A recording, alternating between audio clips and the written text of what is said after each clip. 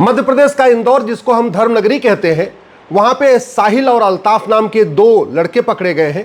Police ने उनको गिरफ्तार किया तो साहिल और अल्ताफ ने बहुत चौंकाने वाला खुलासा किया। साहिल और अल्ताफ ने बताया कि कांग्रेस के पार्षद अनवर कादरी ने उनको पैसे दिए थे हिंदू लड़कियों को फंसाने के लिए, हिंदू लड़कियों से निकाह करने के लिए और निकाह करके उनसे वेश्यावृत्ति कराने के लिए। कांग्रेस के पार्षद अनवर कादरी इस समय फरार चल रहे हैं, पुलिस उनको ढूंढ रही है।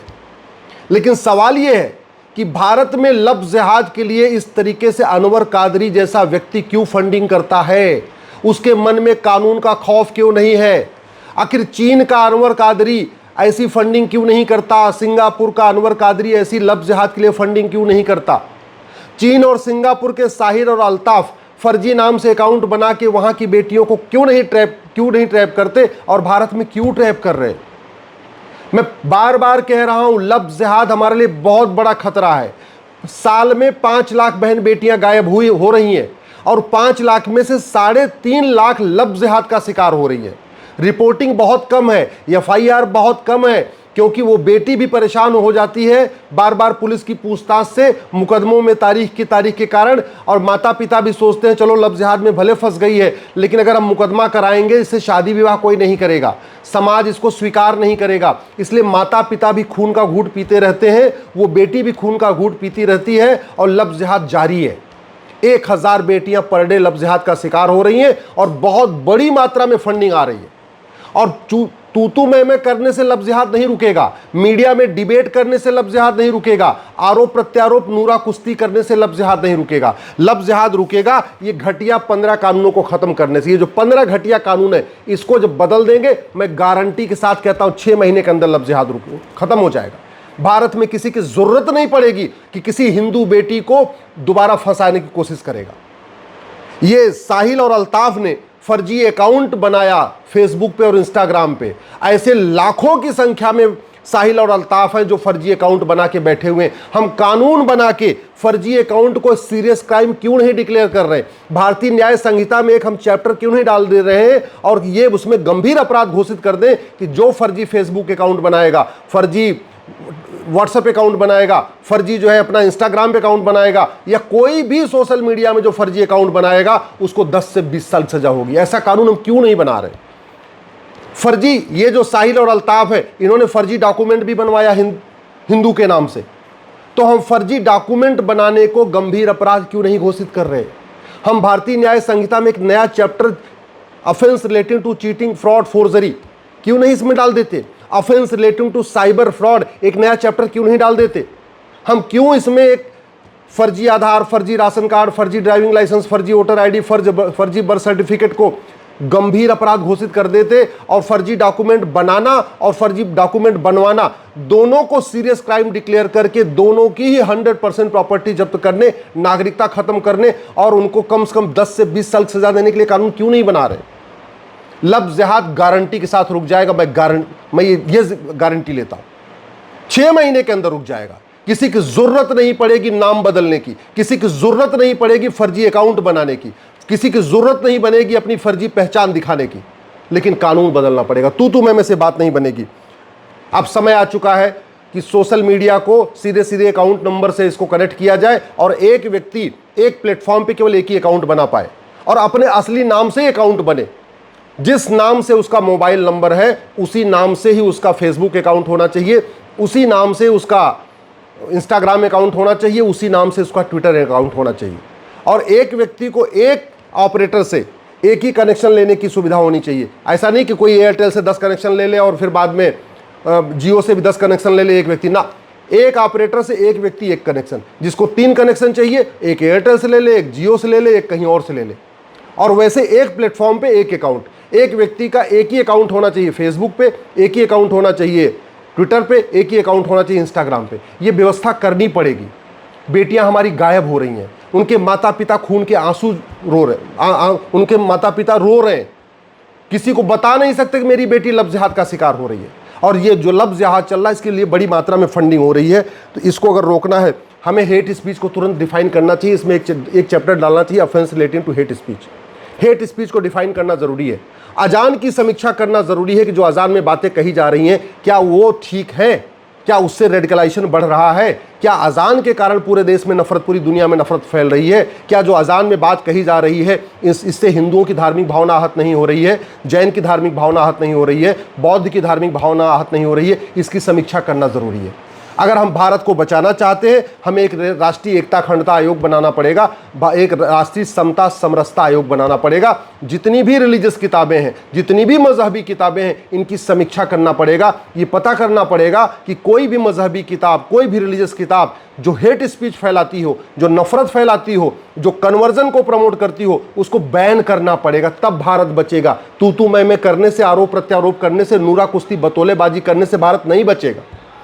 इसलिए कह रहा हूं, अपने सांसद से जाके मिलिए। अपने क्षेत्र, आपके क्षेत्र में जो लोकसभा के सांसद हैं, राज्यसभा के सांसद हैं, उनसे जाके मिलिए और उनसे कहिए संसद में इस मुद्दे पे आवाज उठाए। लफ्ज़ जिहाद में मात्र 1% केस रिपोर्ट होता है, 1% केस में FIR होता है। बेटियां आने के लिए तैयार नहीं होती। बेटियां चाहती हैं उनका जो वीडियो बना है वो तो डिलीट हो जाए, लेकिन FIR नहीं करना चाहती। क्यों? क्योंकि पुलिस बार बार पूछताछ करने के लिए बुलाएगी। जितनी पूरी, जब तक चार्जशीट नहीं फाइल होगी, बार बार गवाही करना पड़ेगा। फिर कोर्ट में मुकदमा चलेगा 10 साल 20 साल, वहां बार बार जाना पड़ेगा गवाही देने। और जब गवाही देने जाएंगी तो सामने वाला वकील क्रॉस एग्जामिनेशन करेगा, उल्टे सीधे सवाल पूछेगा, कब मिली, क्यों ऐसे आई, क्यों बुलाने पे आ गई। दुनिया भर के, मतलब छीछा लेदर हो जाएगी। जितना उसकी बेइज्जती लफ्ज़ जिहाद से नहीं हो रही है, उससे ज़्यादा तो उस कोर्ट में हो जाएगी। रोज़ खबरें छपेंगी। तो क्या ये जो लफ्ज़ जिहाद में बेटियां शिकार हो रही हैं, इनको घर नहीं बसाना चाहिए? हम क्यों नहीं एक नार्को पॉलीग्राफ ब्रेन मैपिंग कानून बना देते कि लफ्ज़ जिहाद में फंसी बेटियों को कोर्ट नहीं आना पड़ेगा, सीधे जिसके ऊपर आरोप है उसका narco polygraph brain mapping test होगा और टेस्ट करके उसको सजा हो जाएगी। ये गवाहों के बयान, ये पूछताछ, ये क्रॉस एग्जामिनेशन, ये सिस्टम, सड़ा हुआ सिस्टम हम क्यों नहीं बदल रहे? आखिर भारत जब बर्बाद हो जाएगा तब पुलिस रिफॉर्म होगा क्या? भारत जब बर्बाद हो जाएगा तब जुडिशियल रिफॉर्म होगा क्या? भारत जब बर्बाद हो जाएगा तब एडमिनिस्ट्रेटिव रिफॉर्म होगा क्या? भारत से सारे हिंदू खत्म हो जाएंगे तब यहां पे इन चीजों पे चर्चा होगी? हम समस्या पे चर्चा कर रहे हैं, अस्थायी समाधान पे चर्चा क्यों नहीं कर रहे? भारत में जिस तरीके से ये लफ्ज़ जिहाद बढ़ रहा है, जानते हैं, ये इसके लफ्ज़ जिहाद के लिए बाकायदा ट्रेनिंग दी जा रही है। ट्रेनिंग कहाँ दी जा रही है? सबको पता है कौन से स्कूल है। क्यों हम इसको माइनॉरिटी को डिफाइन क्यों नहीं कर रहे? माइनॉरिटी का दर्जा हम क्यों नहीं खत्म कर रहे हैं सब लोगों का? सीधे इसमें कह दें भैया, भारत में जो आदमी, जिस समुदाय की टोटल संख्या 10 लाख है या 5 लाख है, वो माइनॉरिटी कहलाएगा, उसके अलावा कोई माइनॉरिटी नहीं कहलाएगा। खत्म क्यों नहीं कर रहे हैं इस कानून को? क्यों हम अल्पसंख्यक बहुसंख्यक कॉन्सेप्ट लेके बैठे हुए हैं? क्यों अल्पसंख्यक आयोग चल रहा है? क्यों अल्पसंख्यक मंत्रालय चल रहा है? क्यों मजहब के आधार पर नियम कानून चल रहा है? क्यों मजहब के आधार पर वक्फ बोर्ड, वक्फ ट्रिब्यूनल चल रहा है? क्यों मजहब के आधार पर माइनॉरिटी मिनिस्ट्री और माइनॉरिटी कमीशन चल रहा है? क्यों मजहब के आधार पर लोन वजीफा दिया जा रहा है? क्यों मजहब के आधार पर घर मकान दिया जा रहा है? ये भारत को बर्बाद कर देंगे ये कानून, तब ये कानून बदला जाएगा क्या? कौन बदलेगा इन कानूनों को? ये राइट टू एजुकेशन को हम राइट टू इक्वल एजुकेशन क्यों नहीं कर रहे? One nation one education board क्यों नहीं बना रहे? वन नेशन वन सिलेबस क्यों नहीं लागू कर देते? NCERT किताब हर जगह क्यों नहीं लागू कर देते? क्यों नहीं हम कानून को बदल देते हैं कि भाई 10वीं तक यानी 16 साल तक के सभी बच्चों का सिलेबस एक समान होगा, सभी बच्चे एक किताब पढ़ेंगे? मदरसा उदरसा क्यों नहीं बंद कर रहे हैं? भारत के संविधान मदरसा इजाजत नहीं देता। मैं पहले भी कई बार कह चुका हूं, भारत के संविधान के कहीं एक भी पन्ने पे एक भी बार मदरसा नहीं लिखा है। ये क्यों मदरसा चल रहा है? क्यों मदरसे की डिग्रियां वैलिड हो रही हैं? क्यों मदरसों की जो सर्टिफिकेट है उससे सरकारी नौकरी मिल रही है? भारत को अगर बर्बाद करना है तो एक यूनिफॉर्म पुलिस कोड लागू करना पड़ेगा, पुलिस चार्टर लागू करना पड़ेगा, तब भारत बचेगा। ये 1861 वाला जो पुलिस एक्ट है ये भारत को नहीं बचा पाएगा। भारत को बचाना है तो लफ्ज़ जिहाद को राष्ट्र की सुरक्षा के लिए खतरा घोषित करना पड़ेगा और लफ्ज़ जिहादियों और उनके मददगारों पे, ये इमरान अनवर कादरी जैसे जो उनके लफ्ज़ जिहादियों के मददगार हैं, उनके ऊपर NSA लगाना पड़ेगा, तब लफ्ज़ जिहाद रुकेगा। अगर भारत को बचाना है तो लफ्ज़ जिहाद को अनलॉफुल एक्टिविटी डिक्लेयर करना पड़ेगा और लफ्ज़ जिहादियों और उनके मददगारों पर UAPA लगाना पड़ेगा। भारत को बचाना है तो लफ्ज़ जिहादियों और उनके मददगारों पर ऑर्गेनाइज क्राइम की धारा लगाना पड़ेगा, मकोका लगाना पड़ेगा, गुजकोका लगाना पड़ेगा। अगर भारत को बचाना है तो लफ्ज़ जिहादी और उनके मददगारों की नागरिकता खत्म करना पड़ेगा। ये कानून वहाँ सड़ा हुआ है, इसलिए आज तक किसी की नागरिकता जा नहीं रही है। लफ्ज़ जिहाद की जो सबसे बड़ी फंडिंग है वो भारत में जो भ्रष्टाचार है उसका वो मूल कारण है। जानते हैं, जो लफ्ज़ जिहाद से पीड़ित हैं वो माता पिता सामने आते नहीं, और जो लफ्ज़ जिहादी हैं उनके पास इतनी फंडिंग है कि बाद में वो थाने में पैसा देके और धारा कमज़ोर करा लेते हैं, गवाहों को खरीद लेते हैं। तो जब तक भ्रष्टाचार नहीं खत्म होगा लफ्ज़ जिहाद खत्म नहीं होगा। ये लब जिहादियों की फंडिंग काले धन से हो रही है और भारत में बड़ी मात्रा में काला धन पैदा हो रहा है और उसका मूल कारण है घटिया ब्लैक मनी एक्ट। भारत में लब जिहादियों की जो फंडिंग होती है हवाला के जरिए होती है और उसका मूल कारण हवाला इसलिए कारोबार चल रहा है क्योंकि हवाला विरोधी कानून हमारा महा घटिया है, महा सड़ा हुआ है। भारत में लब जिहादियों को बेनामी फंडिंग होती है। कई बार उनको कैश में पैसा आता है, कई बार उनके लिए कहीं दूसरों उनके माता पिता के नाम पे मकान खरीद दिया जाता है, बाकी और भी उनको बेनामी फंडिंग होती है और उसका मूल कारण है ये हमारा घटिया कानून। हम अगर आधार प्रॉपर्टी को आधार से लिंक कर दें तो बेनामी लेन देन रुक जाएगा। लब जिहादियों को बहुत बड़ी मात्रा में विदेशों से फंडिंग आती है और विदेशों से फंडिंग कराने के लिए ही FCRA कानून कांग्रेस ने बनाया था। जब तक FCRA कानून खत्म नहीं होगा फंडिंग नहीं बंद होगी और फंडिंग नहीं बंद होगी तो लब जिहाद बंद नहीं होगा। भारत में लब जिहाद की फंडिंग ड्रग कारोबार के जरिए हो रही है। जो ड्रग कारोबार से पैसा आता है उससे जो फायदा हो रहा है, जो उससे पैसा लोग कमा रहे हैं वो बाद में चंदा दे रहे हैं, उससे फंडिंग कर रहे हैं लब जिहादियों की। तो इसलिए ड्रग कारोबार को रोकना ज़रूरी है।